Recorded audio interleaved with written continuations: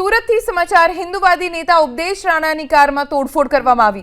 અજાણ્યા શખ્સોએ કારમાં તોડફોડ કરી હોવાનો આરોપ છે। ગોડાદરાના ગેરેજમાં ઉપદેશ રાણાની કારમાં તોડફોડ થઈ। મોડી રાત્રે કારમાં તોડફોડ કરાઈ હોવાનો આરોપ લાગતા પોલીસે ગુનો નોંધીને તોડફોડ કરનારા લોકોની શોધખોળ શરૂ કરી છે। फ्लाइट से हैदराबाद आया हुआ था।